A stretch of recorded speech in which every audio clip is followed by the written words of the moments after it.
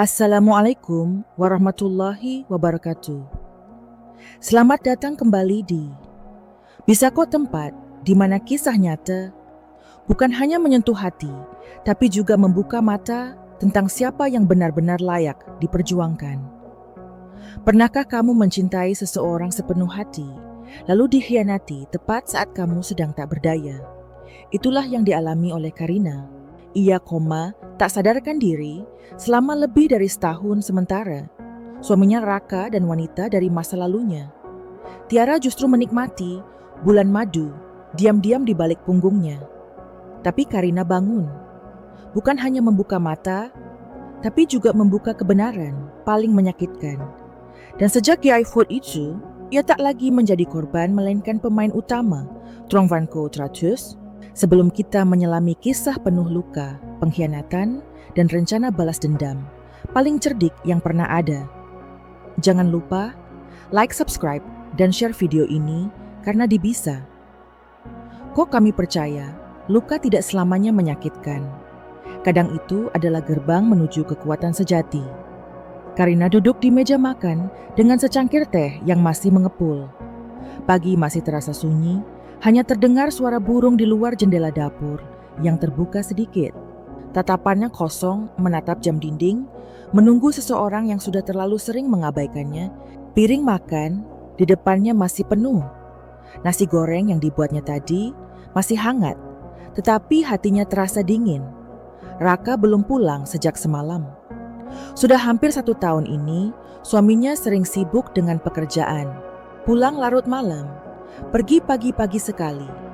Bahkan kadang menginap di luar kota tanpa memberi kabar lebih dulu. Awalnya Karina berusaha mengerti. Raka seorang manajer di perusahaan ternama dan tanggung jawabnya besar. Tapi semakin lama kesibukan, Tomato Trust subverting alasan ponsel di sampingnya bergetar pelan. Karina melirik layarnya. Sebuah pesan dari Raka. Aku ada meeting pagi ini, sarapan duluan aja. Sama seperti hari-hari sebelumnya, Karina menarik napas panjang, lalu meneguk teh yang sudah mulai mendingin. Dulu setiap pagi, Raka selalu duduk di seberangnya bercerita tentang hari-harinya di kantor, menggoda masakannya, atau sekadar membahas rencana liburan akhir pekan. Kini semua terasa seperti rutinitas kosong. Ia bahkan tak ingat kapan terakhir kali mereka duduk bersama menikmati makan malam. Denting sendok yang beradu dengan piring terdengar pelan saat ia mulai makan sendirian. Siang itu, Karina sibuk di butiknya. Sejak sebelum menikah, ia sudah memiliki bisnis kecil di bidang fashion. Dan perlahan, ia mengembangkannya menjadi butik yang cukup terkenal. Di saat Raka sibuk dengan kantornya, Karina menemukan kebahagiaan dengan menciptakan desain baru, bertemu klien, dan mengurus segala keperluan bisnisnya. Saat sedang mengecek laporan penjualan bulan ini, sahabatnya Laras datang dengan wajah cerah. "Kita harus makan siang bareng hari ini," ujar Laras tanpa basa-basi. Karina tersenyum tipis. "Aku masih ada beberapa hal yang harus dibereskan." Laras memutar bola matanya. "Kapan terakhir kali kamu bersenang-senang?" Naik Karina tertawa kecil, lalu menutup laptopnya. Baiklah, mereka memilih kafe favorit di dekat butik. Saat sedang menikmati makan siang, Laras tiba-tiba meletakkan garpunya dan menatap Karina dengan ekspresi serius. "Aku dengar sesuatu tentang Raka," katanya pelan. Karina mengangkat alisnya. Laras tanpa ragu sejenak sebelum melanjutkan. "Di kantornya ada seorang wanita yang sering terlihat bersamanya. Katanya mereka cukup dekat." Karina mengerutkan kening. "Siapa namanya?" Tiara. Karina terdiam. "Nama ini bukan distinction minute." Tiara rekan kerja Raka yang pernah dikenalkannya. Saat acara perusahaan beberapa bulan lalu, wanita itu terlihat sopan lembut dan cukup ramah. Tapi sesuatu dalam sorot matanya membuat Karina tak nyaman. "Kamu pikir Raka selingkuh?" tanya Karina. Mencoba terdengar tenang, Laras menghela napas. "Aku tidak tahu, tapi aku hanya ingin kamu lebih waspada. Aku tahu kamu selalu percaya pada Raka. Tapi Karina menggigit bibirnya, mencoba mengabaikan rasa tak nyaman yang mulai merayap dalam hatinya. Malamnya, Raka pulang lebih awal dari biasanya. Ini kejutan kecil yang tak disangka Karina. "Kamu sudah makan?" tanya Karina saat Raka duduk di sofa, melepas dasi dan merentangkan tubuhnya. Raka menggeleng. "Aku makan di luar tadi, ada acara dengan klien." Karina mengangguk. Bukan jawaban yang aneh, tapi ada sesuatu dalam nada suara Raka yang terdengar berbeda. Ia duduk di sebelahnya. "Kamu sibuk sekali akhir-akhir ini." Raka mengusap wajahnya. "Kamu tahu bagaimana pekerjaan di kantor? Banyak tekanan, banyak kamu target." Karina ingin bertanya tentang Tiara, tentang rumor yang didengarnya dari Laras. Tapi ia ragu. Jika ia bertanya, apakah Raka akan jujur ponsel? Raka bergetar di meja Karina, melirik sekilas. Sebuah pesan masuk. Raka segera mengambil ponselnya sebelum Karina sempat membaca nama pengirimnya. "Aku harus mandi," katanya buru-buru. Lalu pergi ke kamar Karina, hanya duduk diam. Dalam tidurnya malam itu, ia memeluk tubuhnya sendiri. Entah kenapa perasaan hampa dalam dirinya semakin terasa jelas. Hari-hari berlalu tanpa banyak perubahan. Raka semakin jarang di rumah. Jika kamu ada Svi banyak hamus kami Om dengan ponselnya Omnya atau mengurung diri di ruang kerja Karina, mulai mengamati sesuatu. Setiap kali Raka menerima telepon, ia akan pergi ke ruangan lain. Setiap kali dan nyanyinya jawabannya selalu sampai Rosanos kantor. Hingga suatu malam, Admi Karina terbangun untuk mengambil air di dapur. Ia mendengar suara Raka berbicara di telepon di ruang tamu. "Kita harus lebih hati-hati." Suara itu rendah, hampir berbisik. "Kamu tahu, aku juga nggak mau ini. Terus-terusan begini." Karina berdiri di balik tembok. Jantungnya berdegup kencang. "Aku juga kangen kamu." Gelas yang dipegangnya nyaris jatuh. Ia melangkah mundur kembali ke kamarnya dengan tubuh gemetar. Dan malam itu Palmia terbaring dengan mata terbuka, memandangi langit-langit. Ada sesuatu yang mulai retak dalam hatinya.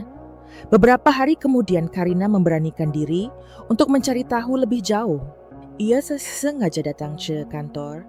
Raka ingin memberikan kejutan kecil untuk suaminya. Saat memasuki lobi, matanya menangkap pemandangan yang membuat tubuhnya membeku. Raka berdiri di dekat lift bersama seorang wanita Tiara.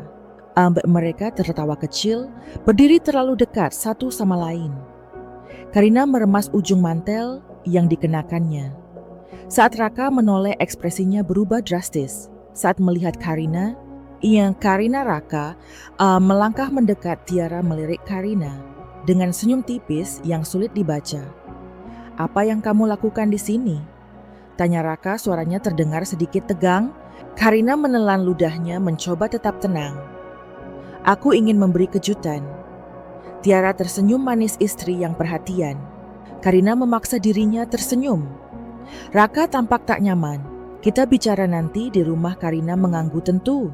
Saat Raka berbalik matanya, bertemu dengan Tiara senyum di wajah wanita. Itu tak sepenuhnya ramah. Ada sesuatu yang tersembunyi di balik sorot matanya. Malam itu, Karina merasa ada sesuatu yang semakin menjauh dari dirinya, seperti pasir yang perlahan menghilang di sela-sela jari rumah tangganya. Terasa semakin tak bisa digenggam. Dan entah kenapa, jauh di lubuk hatinya, ia merasa sesuatu yang lebih buruk akan segera terjadi. Sejak pertemuannya dengan Raka dan Tiara di kantor, ada sesuatu yang terus mengganjal di hati Karina.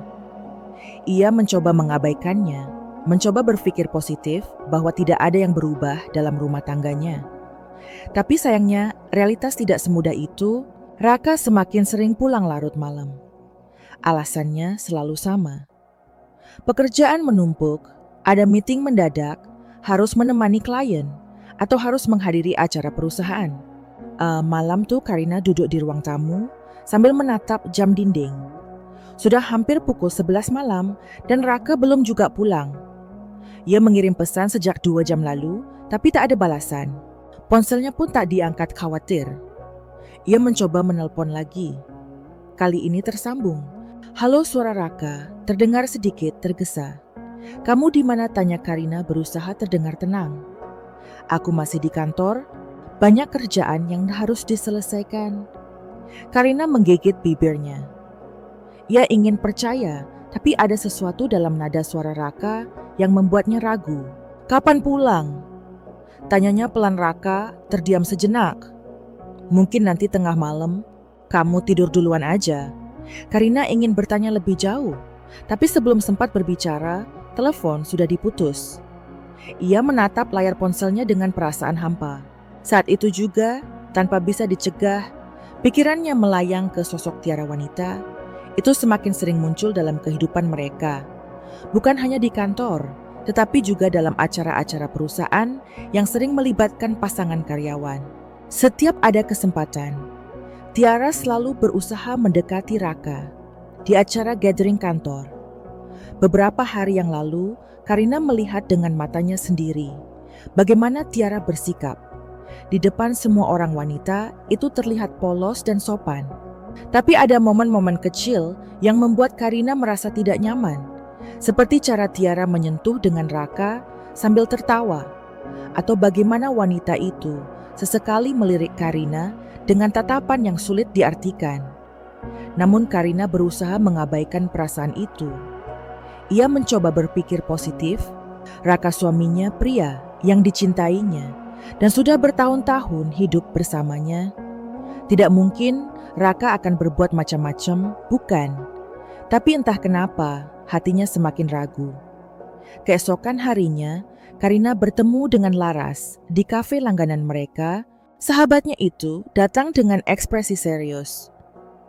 Aku harus ngomong sesuatu sama kamu. Karina menatapnya merasa firasat buruk mulai menghampiri. Tentang apa? Laras menggigit bibirnya ragu sejenak sebelum akhirnya berkata tentang Raka. Dan tiara dada Karina langsung terasa sesak. Aku dengar dari kenalanku yang kerja di kantor Raka. Katanya Raka dan Tiara mulai terlihat dekat. Mereka sering pergi makan berdua. Bahkan ada yang melihat mereka keluar dari kantor bersamaan. Karina terdiam. Nah, ia ingin muncul. And word pengkata bahwa ini hanya kebetulan. Tapi jauh di dalam hatinya, ada sesuatu yang menguatkan kecurigaan itu. Bisa saja mereka memang ada urusan kantor, katanya pelan. Laras menatapnya dengan ekspresi prihatin. Aku tahu kamu gak mau berpikiran buruk. Nay, tapi kamu harus buka mata. Aku cuma gak mau kamu terluka. Karina menghela napas panjang. Ia mengadu kopinya dengan pelan, pikirannya melayang malamnya. Saat Raka pulang lebih awal dari biasanya, Karina merasa ini saat yang tepat untuk bertanya langsung. Matchword obstang yang memakuan malas ears, mencoba membawa pembicaraan dengan santai. Kamu sob komen sibuk akhir-akhir ini? Raka yang sedang menyuap makanannya hanya mengangguk. Banyak proyek bakso. Karina menatapnya sejenak, lalu berkata, aku dengar dari teman-temanmu kalau kamu sering keluar dengan Tiara. Raka tiba-tiba menghentikan makannya. Ia menatap Karina dengan ekspresi yang sulit dibaca. Kamu dengar dari siapa? Tanyanya datar. Bukan itu yang penting, jawab Karina mencoba tetap tenang. Aku hanya ingin tahu apa benar kamu sering pergi berdua dengannya. Raka menghela napas meletakkan sendoknya. Kita cuma rekan kerja. Apa salah kalau kita keluar untuk urusan kantor? Memangnya setiap urusan kantor harus selalu berdua? Karina bertanya dengan nada suara yang lebih lembut mencoba menahan emosinya. Raka mengusap wajahnya, lalu bersandar di kursi. Nay, aku capek. Aku gak mau bertengkar soal ini. Aku setelah gak mau bertengkar, kata Karina. Suaranya sedikit gemetar. Aku hanya ingin tahu. Raka menatapnya lama sebelum akhirnya berkata, aku janji gak ada apa-apa antara aku dan Tiara. Tapi entah kenapa janji itu terasa kosong. Beberapa minggu berlalu, destinada Karina Naomi masih mencoba berpikir positif. Tapi semakin hari sikap Raka semakin berubah. Kini bukan hanya ia sering pulang malam, tetapi ia juga semakin jarang berbicara dengan Karina, dan jika ada di rumah, ia lebih banyak menghabiskan waktu dengan ponselnya. Kadang ia tersenyum sendiri saat membaca pesan. Saat Karina bertanya, jawabannya selalu sama, ini urusan kantor. Hingga suatu hari sesuatu terjadi yang mengubah segalanya. Pagi itu Karina memutuskan untuk mengecek akun media sosialnya yang sudah lama tak dibuka. Saat sedang menggulir layar matanya, tiba-tiba menangkap sebuah foto yang membuat jantungnya berdebar keras.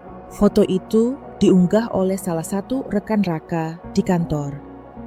Dalam foto itu, Raka sedang duduk di sebuah restoran mewah bersama Tiara. Mereka berdua terlihat tertawa, wajah mereka begitu dekat, dan tangan Tiara menyentuh lengan Raka dengan cara yang sangat akrab. Hati Karina seketika terasa hancur. Tangan Karina bergetar saat ia menyimpan foto itu dan mengirimkannya ke Laras. Tak lama kemudian teleponnya berdering. "Nay, kamu udah lihat?" Suara Laras terdengar khawatir. Karina menahan air matanya. "Aku udah lihat." Laras menghela napas. "Aku tahu ini berat buat kamu, tapi kamu gak bisa terus diam. Kamu harus melakukan sesuatu." Karina menatap foto itu lama. Ada sesuatu dalam dirinya yang perlahan berubah. Jika selama ini ia mencoba berpikir positif, mencoba bertahan, mencoba percaya, mungkin sekarang saatnya berhenti. Ia harus to mesker nahum snor ons. Semester awan babufut ngakuan Raka. Dan jika Raka benar-benar mengkhianatinya, maka ia tak akan tinggal diam. Malam itu, Karina mengendarai mobilnya tanpa arah. Matanya kabur oleh air mata. Dadanya terasa sesak. Pertengkarannya dengan Raka masih berputar di kepalanya, mengulang-ulang setiap kata tajam yang diucapkan suaminya. "Apa sih mau Munei? Aku sudah capek. Kenapa kamu selalu curiga? Aku curiga. Atau memang kamu yang menyembunyikan sesuatu? Sudah cukup. Aku gak mau terus-terusan diinterogasi seperti ini. Kamu itu terlalu berlebihan." Karina mengeraskan rahangnya. Berlebihan Raka berani mengatakan itu padanya setelah semua bukti yang sudah ia temukan. Foto-foto Raka dan Tiara di restoran. Pesan-pesan mencurigakan yang ia lihat sekilas di ponsel suaminya. Dan sikap Raka yang semakin dingin. "Stage mau aku itu menjumpakan sekadar sama Ameris warna berlebihan ini." Itu adalah kenyataan yang perlahan menghancurkan hatinya. Jalanan di depannya terasa gelap dan sepi. Ispeng mungkin tak usah komuste puwachim kemanas. Ingin pulang ke rumah orang tuanya, tapi ia takut membuat mereka khawatir. Tiba-tiba, dari arah berlawanan lampu besar, sebuah truk menerangi jalan. Karina mengerjap matanya membulat saat menyadari sesuatu. Truk itu melaju dengan kecepatan tinggi dan tidak berusaha mengerem. Dan jantung Karina berdetak cepat. Ia menginjak pedal rem sekuat tenaga, tetapi semuanya terjadi terlalu cepat berarak. Bunyi tabrakan menggema di sepanjang jalan. Tubuh Karina terhempas ke depan. Kepalanya membentur keras kemudi sebelum airbag terbuka. Rasa sakit menjalar di seluruh tubuhnya. Napasnya tersengal, darah hangat mengalir di pelipisnya. Pandangannya mulai buram, suara klakson menggema di telinganya. Semakin lama semakin jauh, lalu segalanya menjadi gelap. Kabar mengejutkan. Keesokan harinya, berita kecelakaan. Karina tersebar di mana-mana. Raka yang sedang di kantor mendapat telepon dari rumah sakit. "Pak Raka, kami dari rumah sakit istri Anda mengalami kecelakaan. Dan saat ini dalam kondisi kritis, kami butuh keluarga segera datang." Beku jantungnya berdetak kencang. Tangan yang menggenggam ponsel terasa dingin. Karina mengalami kecelakaan. Dengan terburu-buru, ia mengambil jaketnya dan berlari keluar kantor tanpa mempedulikan tatapan heran. Rekan-rekannya, termasuk Tiara. Di dalam mobil pikirannya kacau. Ia masih ingat pertengkarannya dengan Karina semalam. Ia marah, ia muak karena terus-menerus diinterogasi. Tapi sekarang ada sesuatu yang lebih besar menghantam dadanya. Rasa bersalah. Saat tiba di rumah sakit, Raka langsung berlari menuju ruang gawat darurat. Mrs. Sen stensnya setahun singkat, wong ay menantua Karina, tungan yat sewaj awan penulis so mana-manos pos hamangatan terjadi. Suaranya bergetar. Ibunda Karina menoleh dengan mata sembab. Karina dia koma, Raka dunia. Raka seakan berhenti. 1 tahun berlalu, Karina terbaring diam di tempat tidur rumah sakit. Selang infus dan alat bantu, pernapasan terpasang di tubuhnya yang tampak lebih kurus. Wajahnya pucat, namun tetap cantik seperti dulu. Ontun tahun Amberfist beberapa seminggu telah berlalu sejak kecelakaan itu. Dokter sudah beberapa kali memberi kabar bahwa kondisinya stabil, tapi belum ada tanda-tanda ia akan sadar. Selama beberapa bulan pertama, Raka masih sering datang. Namun lama-kelamaan kunjungannya semakin jarang. Hingga akhirnya hanya orang tua Karina dan sahabatnya Laras yang setia menemaninya. Raka pria itu kembali sibuk dengan pekerjaannya. Dan lebih dari itu, Tiara kini semakin dekat dengannya. Pada awalnya Raka merasa bersalah setiap kali bertemu Tiara. Tapi wanita itu tahu bagaimana cara menghiburnya, bagaimana cara membuatnya merasa lebih baik. Raka, kamu gak bisa terus-terusan menyalahkan diri sendiri, kata Tiara suatu malam di apartemen pria itu. Aku tahu, tapi Karina masih koma. Tiara tersenyum tipis duduk lebih dekat kepadanya. Dan kamu harus tetap menjalani hidupmu. Bukan perlahan, tapi pasti Raka mulai melupakan rasa bersalahnya. Namun yang tamersial mereka sopas medar cisnuan adalah bahwa Karina pasti ada. Ya, masih mido dan normal yang saatnya bangun nanti segalanya akan berubah. Karina membuka matanya perlahan. Cahaya lampu menyilaukan pandangannya, membuat kelopak matanya berkedip beberapa kali. Tubuhnya terasa berat, seakan semua sendinya kehilangan tenaga. Suara isakan memenuhi ruangan, membuatnya mengernyitkan dahi Karina. Ya Tuhan anakku. Suara ibunya bergetar, tangannya menggenggam tangan Karina. Erat seakan takut kehilangan lagi. Ya air mata mengalir di pipi wanita itu. Begitu juga dengan ayahnya yang berdiri di samping ranjang, menyeka matanya yang memerah. Karina mencoba berbicara, tapi tenggorokannya terasa kering. Hanya suara lirih yang keluar, samar-samar terdengar seperti bisikan ibunya. Buru-buru menuangkan air putih ke gelas dan membantu Karina menyesapnya perlahan. Nak, kamu sadar? Suara ayahnya terdengar penuh haru. Matanya bergerak mencari sosok yang lain. Saat akhirnya tatapannya jatuh pada pria yang berdiri agak jauh. Dadanya terasa nyeri, entah kenapa Raka berdiri kaku. Wajahnya bukan ekspresi bahagia seperti orang tua Karina, melainkan keterkejutan bercampur ketidaknyamanan. Ada sesuatu yang aneh dari cara suaminya memandangnya, seperti seseorang yang baru saja tertangkap basah melakukan kesalahan besar.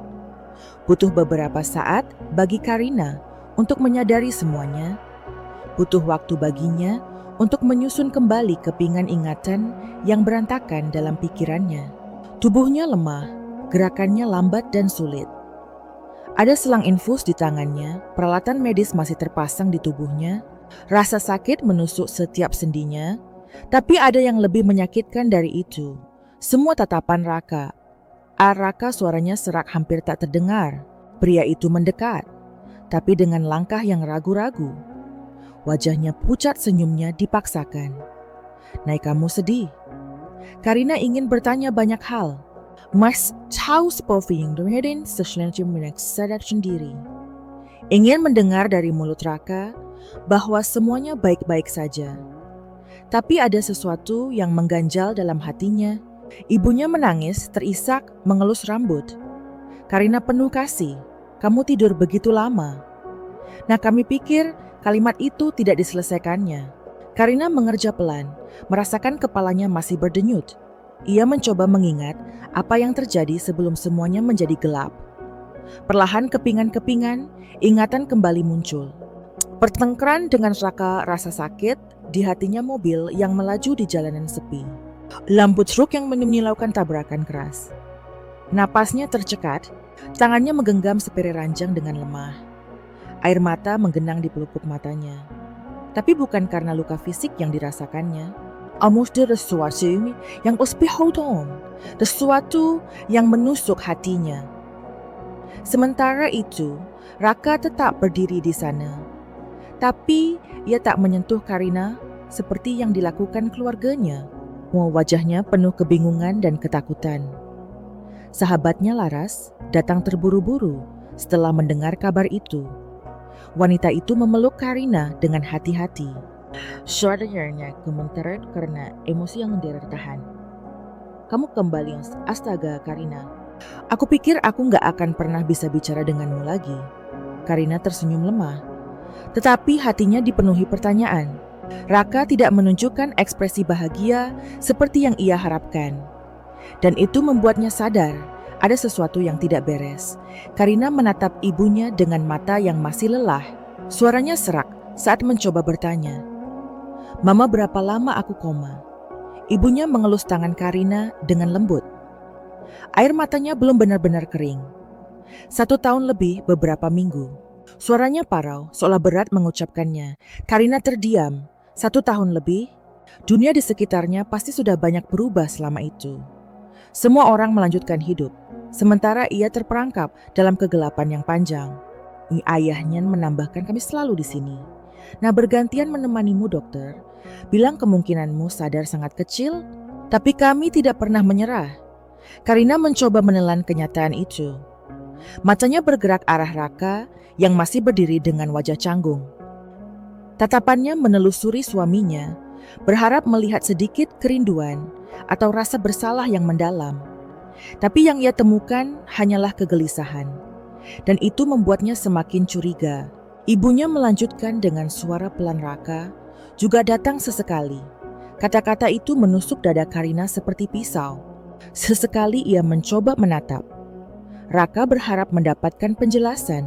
Pria itu tersenyum kaku, lalu akhirnya berkata, Aku sibuk kerja, Nay, sibuk kerja. Karina mengerti bahwa pekerjaan Raka selalu menuntut banyak waktu. Tapi bagaimana mungkin seorang suami hanya menjenguk istrinya yang koma sesekali?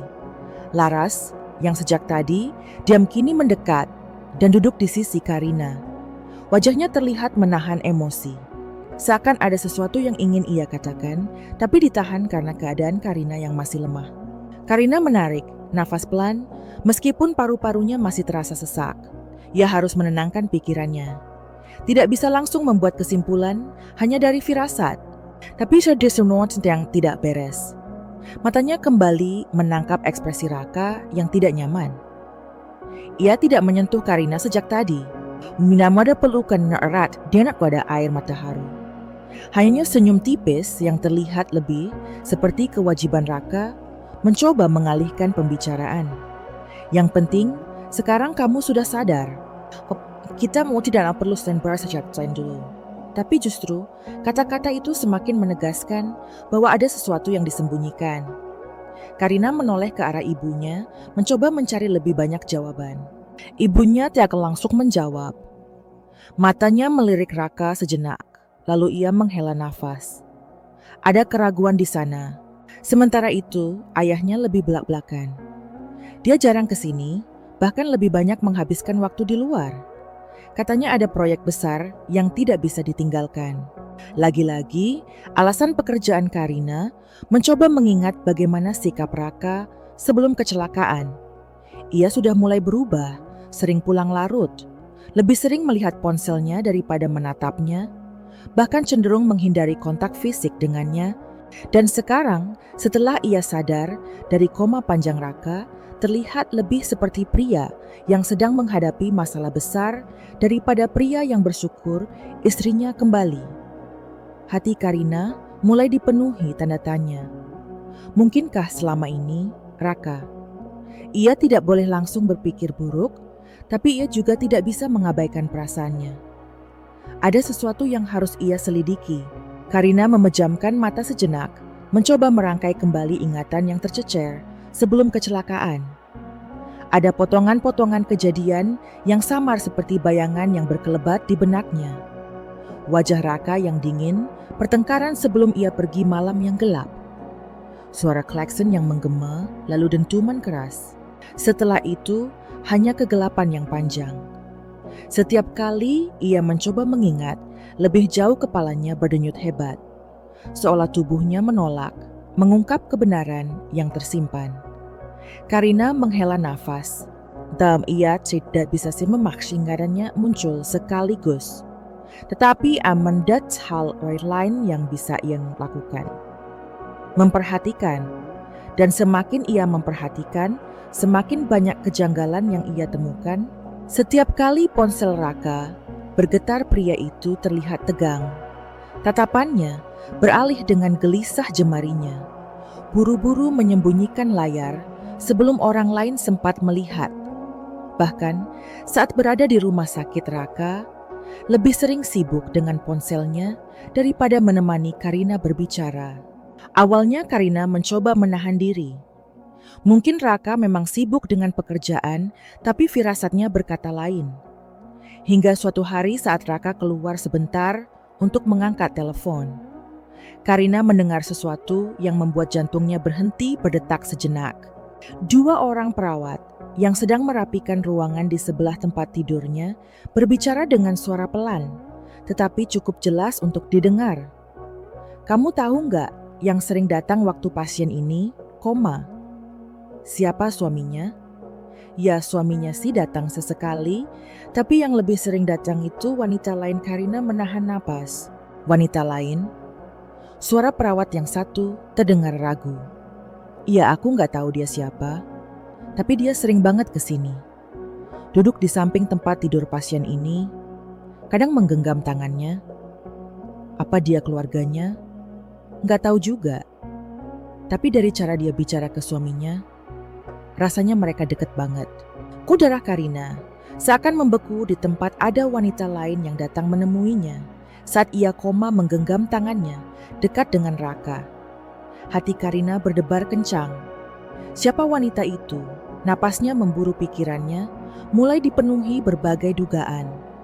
Semua kecurigaan yang ia tahan sejak tadi semakin kuat. Association Airhout Charles Tetahuce.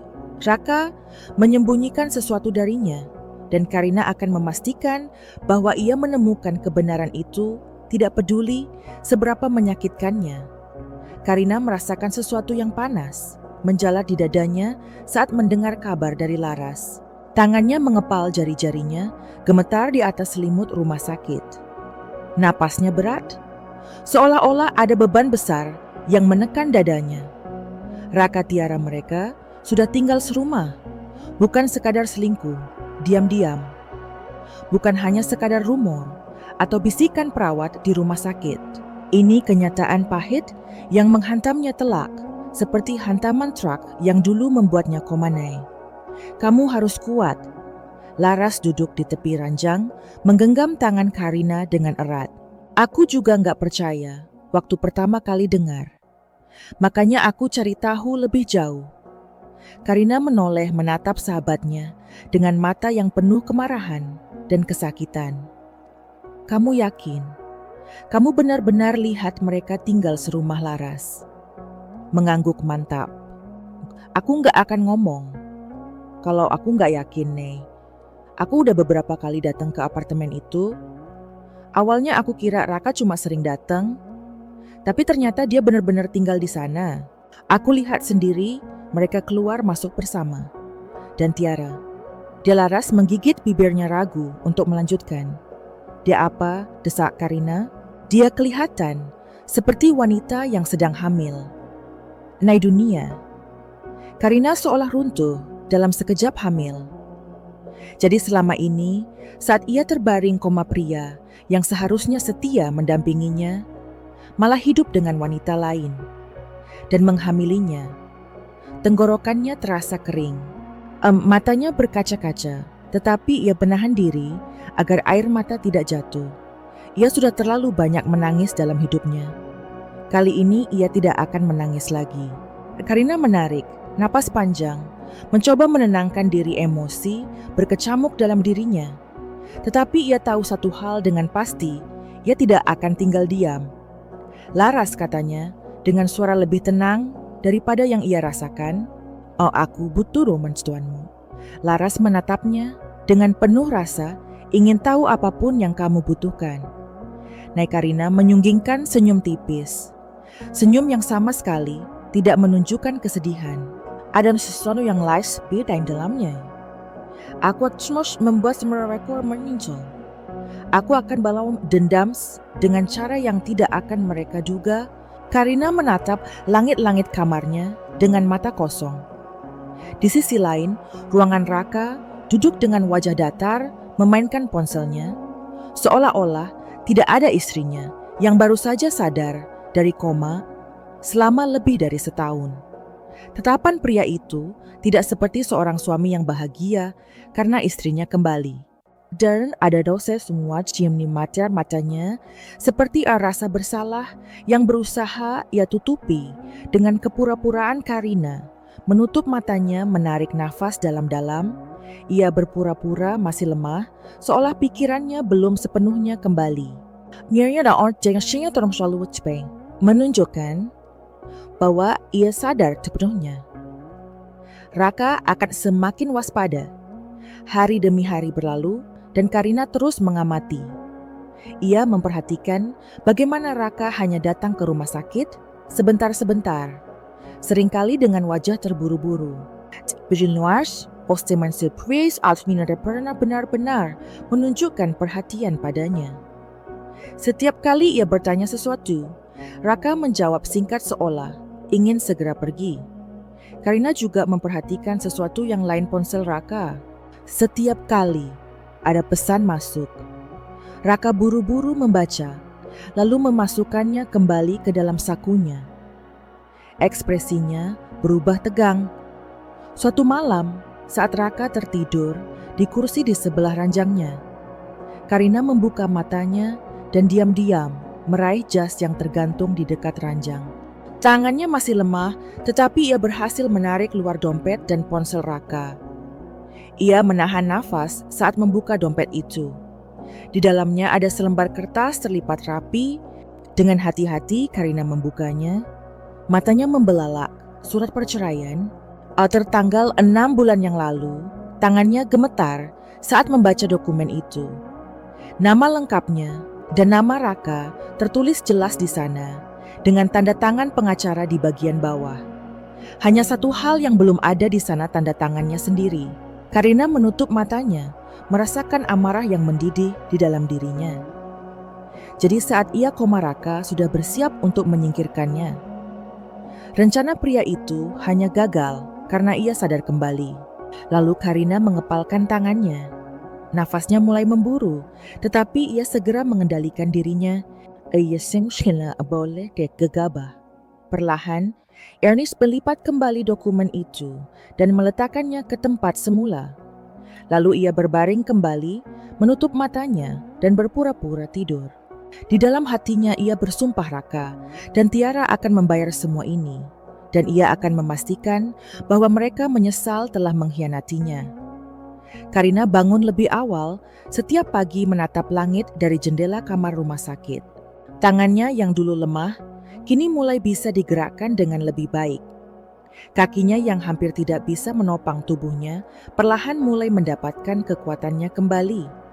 Semua ini berkat tekadnya yang membara, bukan hanya untuk dirinya sendiri, tetapi untuk membalas semua penghinaan dan pengkhianatan yang telah Raka lakukan. Keluarganya melihat perubahan itu.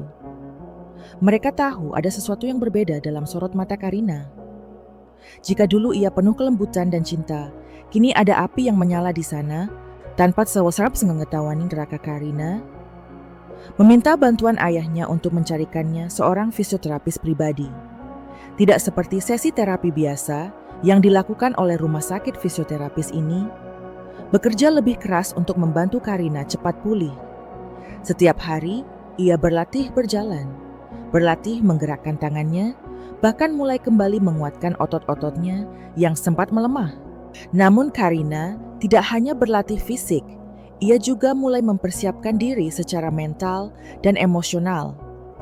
Satu hari saat keluarganya berkumpul, ia meminta ayahnya untuk menghubungkan dirinya dengan pengacara pribadi yang sudah lama menangani asetnya. Awalnya keluarganya tidak terlalu mengerti. Maksudnya, setelah mendengar penjelasannya, mereka langsung menyetujui pertemuan dengan pengacara diatur secara diam-diam. Karina tidak ingin Raka tahu bahwa ia mulai bergerak. Ia ingin suaminya berpikir bahwa ia masih istri bodoh yang lemah dan tidak berdaya, seperti yang selalu Raka anggap. Ketika akhirnya ia duduk di depan pengacaranya, Karina menatap pria parubaya itu dengan penuh keteguhan. "Aku ingin tahu semua aset yang kumiliki." Semuanya, ucapnya tegas. Pengacara itu mengangguk dan mulai membuka berkas-berkas yang telah ia siapkan. Karina membaca setiap dokumen dengan saksama matanya, menyusuri angka-angka dan rincian properti yang terdaftar atas namanya. Namun semakin lama membaca, semakin hatinya terasa panas. Apa ini? Karina menunjuk beberapa transaksi yang terjadi selama ia koma. Pengacaranya menatapnya dengan ragu, lalu akhirnya menghela napas. "Beberapa aset Anda telah dijual atas persetujuan suami Anda, Nyonya Karina." "Onna Ungjing." Karina berdegup kencang. Ia mencengkeram dokumen di tangannya. Matanya tajam menatap angka-angka yang tertera di sana. Tanah di pinggiran kota, apartemen mewah yang ia beli sebagai investasi, serta beberapa saham miliknya. Semuanya telah berpindah tangan. Jangan bilang hasilnya digunakan untuk mendanai kehidupan Raka. Suaranya bergetar menahan amarah. Pengacara itu tampak ragu untuk menjawab.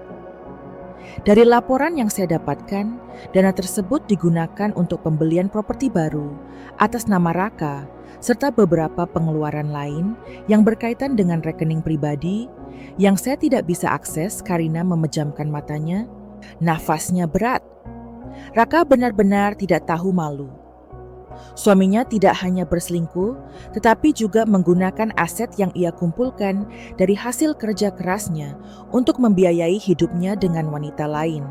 Rasa sakit yang ia rasakan berubah menjadi sesuatu yang lain. Amarah yang dingin dan terarah. Dengan hati-hati, ia merapikan dokumen itu kembali dan menata pengacaranya. "Aku ingin laporan yang lebih detail. Dan aku ingin tahu, apakah ada cara untuk mengambil kembali yang menjadi hakku?" Pengacaranya mengangguk. "Saya melakukan yang terbaik." Setelah pertemuan itu, Karina kembali ke rumah sakit dengan hati yang lebih kuat. Yang bisa bahwa komen tadi sekadar pertarungan emosi. Ini adalah peperangan dan ia tidak akan membiarkan dirinya kalah. Setiap malam sebelum tidur, ia berpikir tentang bagaimana caranya membuat Raka dan Tiara menyesali semua yang telah mereka lakukan. Ia ingin memastikan bahwa Fortsonin di apos salernya send. Persis Schwartin yang mereka cuma lakukan portsnya. Karina duduk di atas ranjangnya. Tatapannya kosong menatap keluar jendela rumah sakit. Hatinya panas, tapi wajahnya tetap tenang. Setelah mendengar laporan pengacaranya, ia tahu satu hal. Raka sudah menghancurkan kepercayaannya sepenuhnya. Pikirannya berputar menyusun langkah-langkah yang harus diambil. Opai ada tidak bisa sembarangan bergerak. Harus ada strategi yang matang. Kalau tidak, Raka akan mencari cara untuk menghindar. Atau lebih buruk lagi, membalikkan keadaan sambil menahan amarahnya. Karina mulai menjalani terapi fisik lebih intens. Ia berpura-pura masih lemah di depan Raka. Tetapi setiap malam ia berlatih lebih keras dengan bantuan seorang fisioterapis pribadi yang disewa keluarganya. Setiap otot yang dulu lemah kini mulai kuat kembali. Setiap langkah yang dulu sulit kini mulai stabil. Ia harus kembali pulih dengan cepat agar bisa menjalankan rencananya tanpa ada yang curiga. Hari sudah menari berlalu dan semangat. Akhirnya Karina bisa keluar dari rumah sakit. Raka menjemputnya, memasang wajah penuh kepalsuan. "Sayang, akhirnya kamu bisa pulang juga." Ujarnya menggenggam tangan Karina. Dengan erat seolah ia suami yang setia. Karina tersenyum kecil, menahan rasa jijiknya. Ia akhirnya Di dalam mobil Raka mengemudi dengan ekspresi yang terlihat biasa saja. Namun Karina tidak melewatkan detail kecil. Jari manis Raka tak lagi memakai cincin pernikahan mereka. Ia melirik ke dashboard mobil dan melihat sesuatu yang membuat hatinya semakin dingin. Sebuah lipstik merah yang bukan miliknya. Tiara Karina menarik napas dalam-dalam, tetap menjaga ekspresinya tetap tenang. Sesampainya di rumah, ia mendapati suasana yang sedikit berbeda. Beberapa barang-barangnya tidak ada di tempat yang seharusnya. Beberapa pajangan yang dulu ia beli dengan hati-hati, kini digantikan oleh barang-barang baru yang lebih mencolok dan bergaya mewah. Gaya yang sangat berbeda dari selera Karina. Ia melirik Raka yang tampak sedikit gelisah. Kamu butuh istirahat. Sayang, aku akan taruh barang-barangmu di kamar, kata Raka cepat-cepat. Karina mengangguk pelan. Terima kasih. Begitu Raka pergi, Karina segera menyusuri rumahnya mencari tanda-tanda kehadiran wanita lain. Tidak butuh waktu lama sebelum ia menemukan sesuatu di lemari kamar tamu. Beberapa pakaian wanita, sepatu hak tinggi yang ukurannya jauh lebih kecil dari miliknya, dan parfum dengan aroma manis yang tidak pernah ia pakai. Tiara memang sudah benar-benar masuk ke dalam rumah ini. Amarahnya hampir meledak, tapi ia menahan diri. Belum saatnya malam itu, saat Raka tertidur, lelap Karina bangun dan mengambil ponselnya. Ait menghubungi Laras dan berbicara dengan suara pelan. Aku sudah pulang. Kamu baik-baik saja. Suara Laras terdengar khawatir. Kok baik-baik saja. Tapi ya Raka udah membawa Tiaranya ke rumah ini. Laras mengumpat pelan. Aku sudah bilang laki-laki itu benar-benar bajingan. Karina mengangguk meski tahu Laras tidak bisa melihatnya. Aku butuh bantuanmu apapun untukmu. Aku ingin tahu beberapa transaksi seorang pemain Raka. Aku yakin dia menggunakan uangku lebih dari yang kita duga. Laras menghela napas. Aku bisa mencari tahu lewat beberapa koneksi di kantor bank. Beri aku waktu. Karina tersenyum tipis. Terima kasih. Laras keesokan harinya rumah Raka pergi bekerja seperti biasa. Begitu ia meninggalkan rumah, Karina segera bergerak mengurubang pensiun untuk mulai menyiapkan tuntutan hukum atas aset yang telah dijual tanpa persetujuannya. Ia juga meminta mereka untuk menyelidiki apakah ada cara agar ia bisa merebut kembali haknya. Tak lama setelahnya Laras mengirim pesan, kamu benar, Nairaka tidak hanya menjual asetmu, dia juga menggunakan rekening penggabungan kalian untuk membeli mobil. Baru membayar cicilan apartemen yang kini dihuni Tiara, dan bahkan mentransfer sejumlah besar uang ke rekening atas nama Tiara. Karina membaca pesan itu dengan rahang mengatuk erat. Tangannya mengepal di sisi tubuhnya. Raka benar-benar sudah melewati batas. Dan tapi Aina mudah aku kombinasi. Tidak aku akan mengemis ayam aku Metropolis. Dengan hati yang semakin dingin, Karina menyusun rencana besar untuk menghancurkan Raka dan Tiara. Mereka pikir ia akan tetap menjadi istri yang lemah dan bodoh. Mereka salah besar. Permainan baru saja dimulai. Malam itu, Karina duduk di depan laptopnya memperhatikan rekaman yang dikirim Laras suara Raka, dan Tiara terdengar jelas penuh dengan rencana busuk yang mereka susun dengan santai, seolah nyawanya tidak pernah berarti apa-apa bagi mereka. Aku sudah bosan, pura-pura peduli. Suara Raka terdengar di rekaman itu. Seharusnya dia mati saja saat kecelakaan itu terjadi. Sekarang dia malah kembali hidup dan itu membuat segalanya jadi lebih rumit. Tiara tertawa kecil, sabar. Sayang, kita bisa cari cara agar dia cepat menyerah dan menandatangani perceraian. Setelah itu semua asetnya akan jadi milik kita. Aku tidak mau kehilangan apa yang sudah kita dapatkan. Tiara, kata Raka. Kita Daud cepat. Kalau dia mulai curiga, bisa berbahaya. Tenang, aku sudah punya rencana.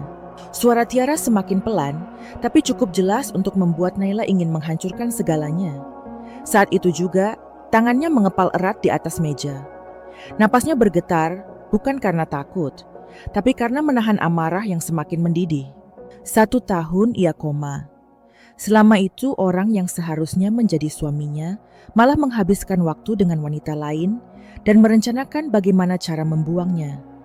Tapi kini Naila bukan lagi wanita yang lemah. Emma mengambil napas dalam-dalam dan mulai menyusun rencana yang lebih besar. Keesokan harinya, Naila bangun lebih pagi dari biasanya. Ia mengenakan pakaian yang simpel, tetapi elegan mencerminkan seseorang yang penuh percaya diri. Hasan dah sarapan, ia kemesra lemah di depan Raka, meminta bantuannya untuk mengantar ke dokter Raka.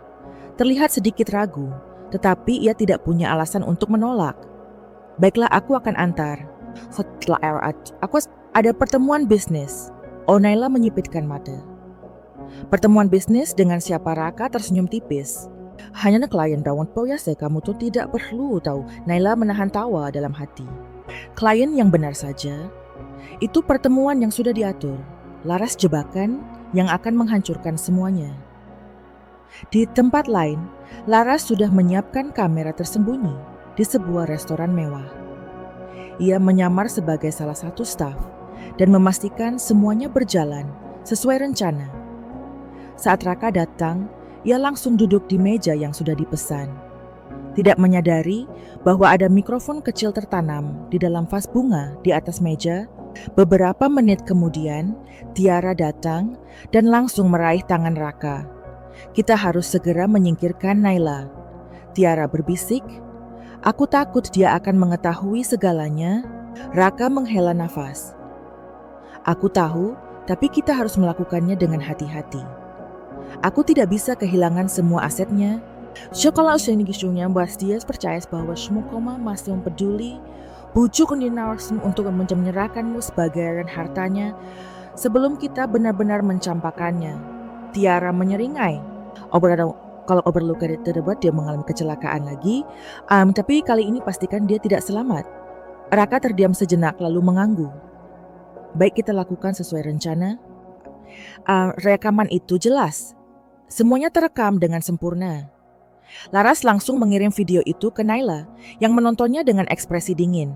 Bagus, gumam Naila. Sekarang waktunya membuat mereka membayar.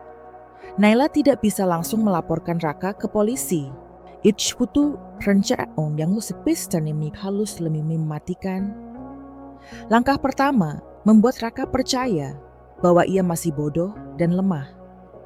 Saat Raka pulang malam itu, Naila memasang wajah lelah dan sedih.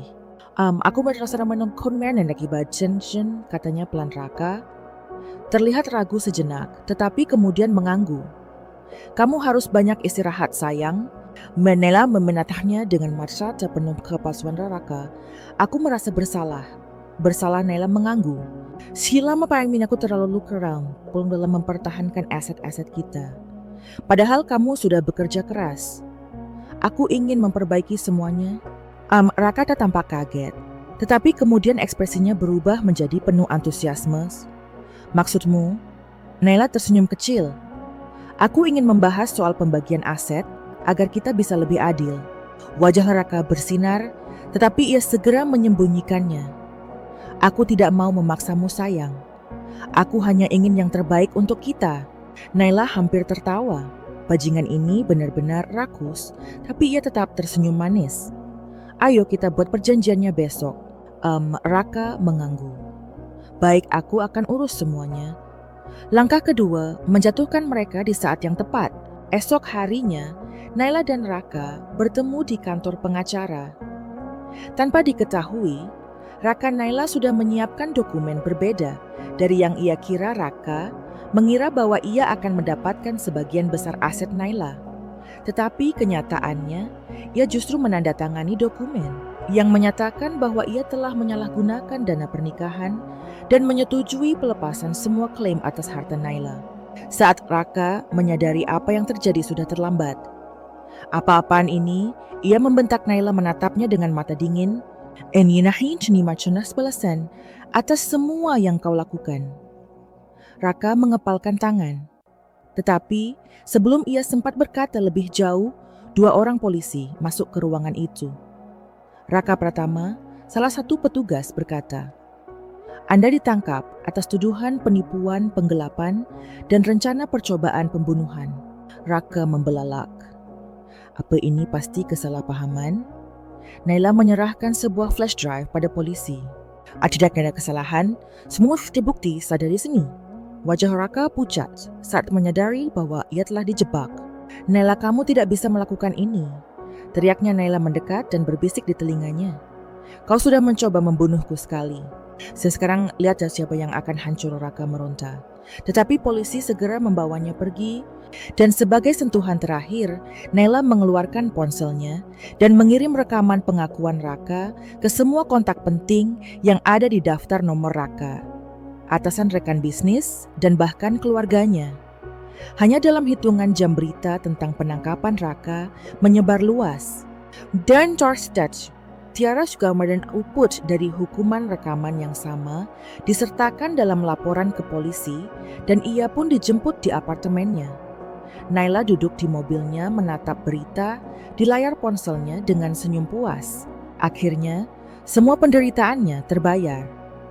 Kini ia bebas dari pria busuk itu, dan Raka serta Tiara mereka akan menghabiskan sisa hidup mereka dalam kehancuran. Naila melangkah keluar dari mobil mewahnya dengan anggun.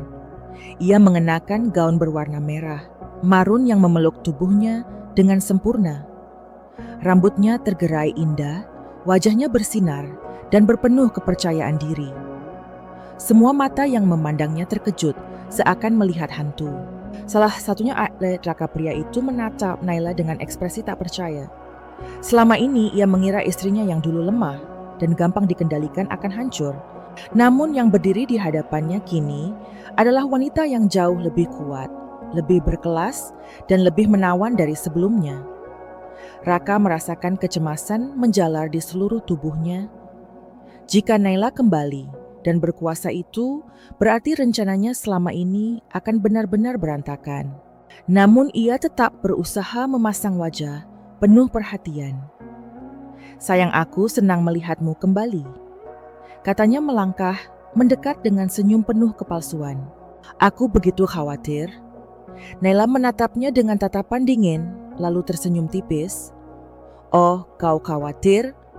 Kalau begitu seharusnya kau ada di sampingku selama ini, bukan." Raka menelan ludah. Aku hanya tidak tahu semakin gimana harus menghadapi situasinya. "Tapi aku benar-benar mencintaimu." Naila terkekeh pelan. "Cinta?" Ia melangkah mendekat, membiarkan aroma parfumnya menguar membuat Raka semakin terpikat.